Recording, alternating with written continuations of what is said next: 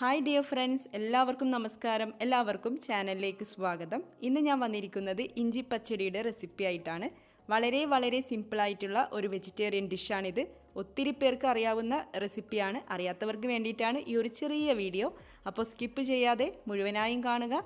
Video കണ്ടിട്ട് ഇഷ്ടപ്പെടുകയാണെങ്കിൽ like ചെയ്യാനും ഷെയർ ചെയ്യാനും മറക്കരുത്. നമുക്ക് വീഡിയോയിലേക്ക് കിടക്കാം.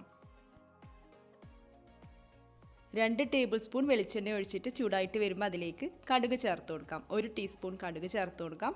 പിന്നെ 2-3 വറ്റൽമുളക് കൂടെ ചേർത്ത് കൊടുക്കാം. ആവശ്യത്തിന് കറിവേപ്പിലയും കൂടെ ചേർത്തിട്ട് കടുക് പൊട്ടിച്ചെടുക്കാം. കടുക് പൊട്ടി വരുമ്പോൾ അതിലേക്ക് ചുവന്നുള്ളിയും പച്ചമുളകും ചേർത്ത് കൊടുക്കാം.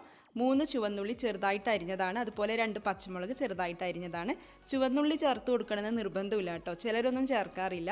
പക്ഷെ ഞാൻ സാധാരണ ചേർക്കാറുണ്ട്. നല്ലൊരു ഫ്ലേവറാണ്. ചുവന്നുള്ളി നന്നായിട്ട് മൊരിഞ്ഞ് വരുമ്പോൾ നല്ലൊരു ഫ്ലേവറാണ് പച്ചടിക്ക് കൊടുക്കുന്നത്.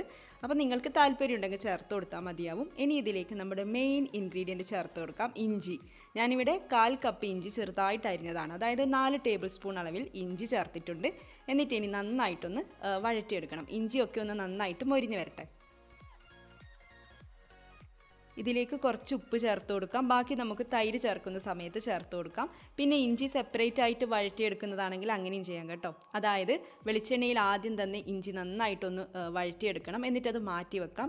അതിനുശേഷം കടുക് വറുത്തിടാം. പിന്നെ പച്ചമുളകും ചുവന്നുള്ളിയൊക്കെ ഇതേപോലെ ഒന്ന് നന്നായിട്ട് വഴറ്റിയെടുക്കാം. പിന്നെ തൈര് ചേർക്കുന്ന സമയത്ത് ഇഞ്ചി ചേർത്ത് കൊടുത്താലും മതിയാവും. അപ്പം നിങ്ങളുടെ ഇഷ്ടത്തിനനുസരിച്ച് ചെയ്യാം കേട്ടോ. അങ്ങനെയാണെങ്കിൽ അങ്ങനെ ചെയ്യാം, അല്ലെങ്കിൽ ഇതുപോലെ ഫോളോ ചെയ്യാം.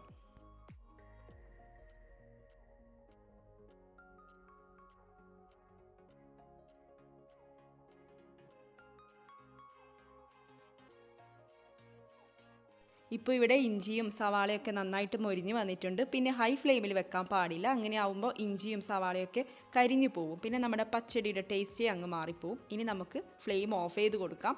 അതിനുശേഷം നമുക്കൊരു മിനിറ്റൊക്കെ ഒന്ന് വെയിറ്റ് ചെയ്യാം. ഇതിൻ്റെ ചൂടാറി വരട്ടെ. 1-2 മിനിറ്റൊക്കെ കഴിഞ്ഞിട്ടുണ്ട്. ഇതിപ്പോൾ ചൂടൊക്കെ ഒന്ന് നന്നായിട്ട് മാറിയിട്ടുണ്ട്. ചൂടാറി വന്നാൽ മാത്രമേ തൈര് ചേർത്ത് കൊടുക്കാൻ പാടുള്ളൂ.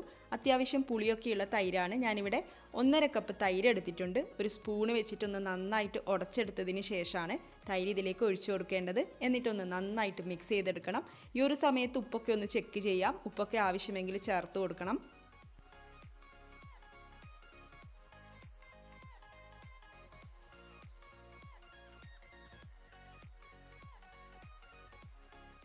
അങ്ങനെ നമ്മുടെ ഇഞ്ചി പച്ചടി ഇവിടെ റെഡി ആയിട്ടുണ്ട്. വളരെ എളുപ്പമല്ലേ തയ്യാറാക്കാൻ വേണ്ടിയിട്ട്.